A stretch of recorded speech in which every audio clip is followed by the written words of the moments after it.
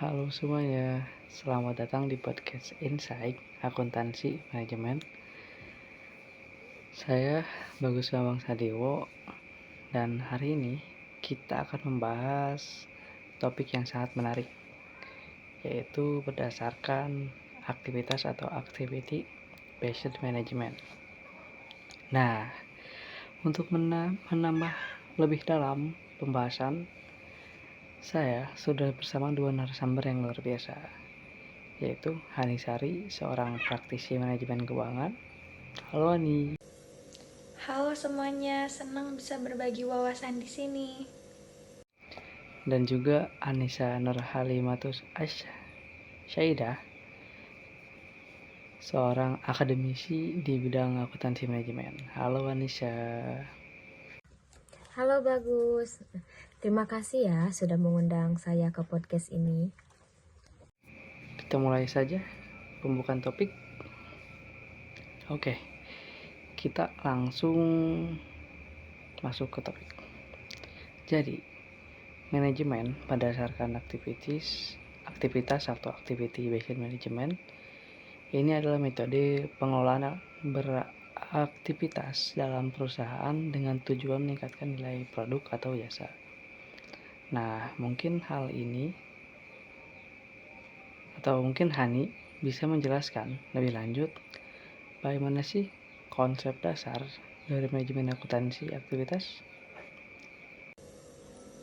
Tentu bagus, jadi konsep utama dari ABM ini berfokus pada semua aktivitas yang terjadi dalam suatu perusahaan. Metode ini tidak hanya memperhatikan aspek operasional tetapi juga strategi bisnis. Dalam penerapannya, setiap aktivitas yang dilakukan dalam perusahaan harus memiliki nilai tambah atau value, sehingga dapat meningkatkan efisiensi dan efektivitas perusahaan. Kalau semua aktivitas sudah terstruktur dengan baik, maka perusahaan bisa lebih mudah mengidentifikasinya. Menarik ya. Jadi ABM ini juga berkaitan dengan strategi perusahaan dalam meningkatkan daya saing ya. Nah, betul sekali.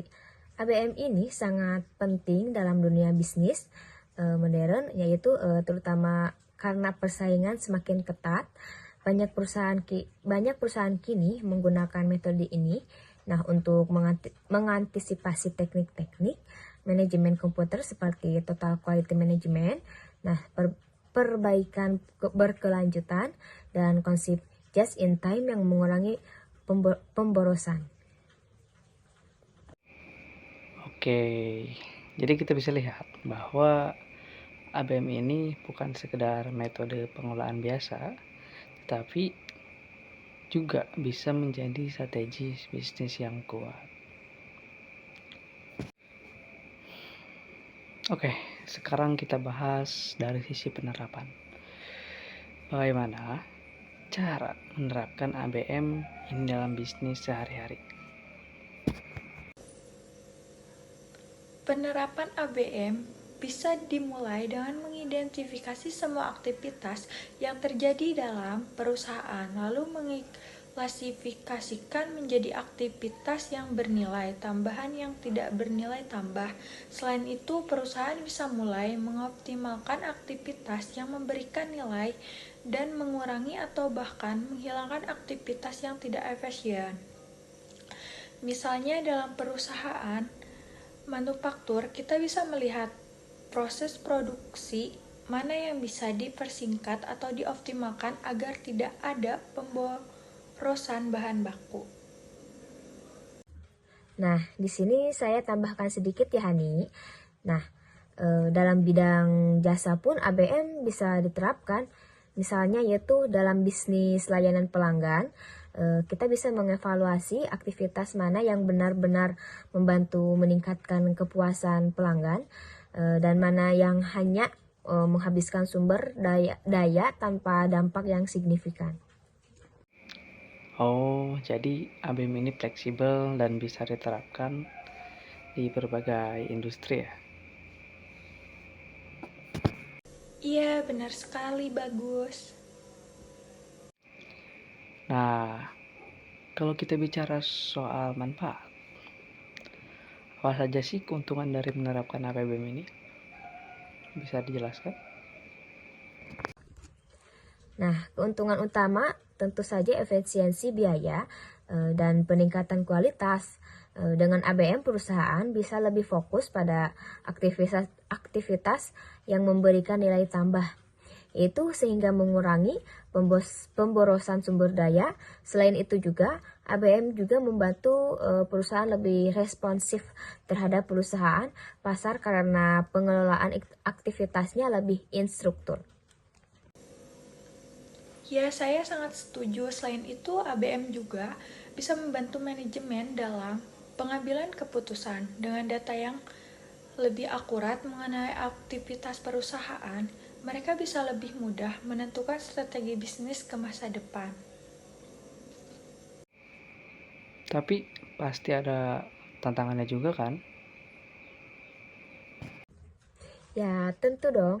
Salah satu tantangan terbesar adalah implementasi awal, yaitu mengubah sistem yang sudah berjalan lama itu tidak mudah.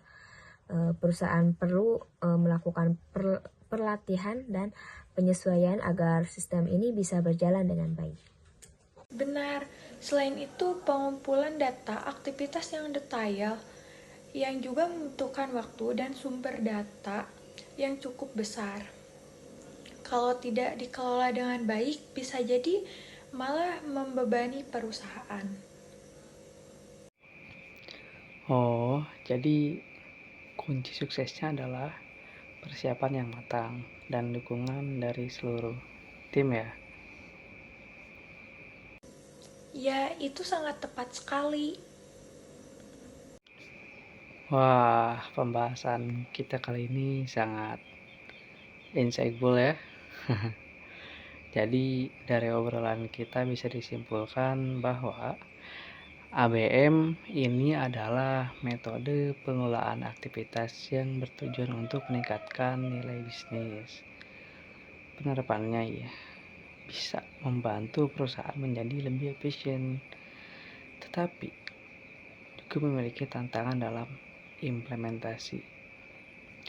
Terima kasih untuk Anisari dan Anissa Nurhalimatus Syadia atas diskusi yang luar biasa hari ini. Sama-sama Bagus, senang sekali bisa berbagi wawasan di sini. Baik, terima kasih juga ya. Semoga bermanfaat untuk semua pendengar. Dan terima kasih juga untuk para pendengar yang sudah setia mendengarkan podcast Insight Akuntansi Manajemen. Jangan lupa untuk terus ikuti episode-episode berikutnya dengan topik-topik yang lebih menarik lainnya. Sampai jumpa.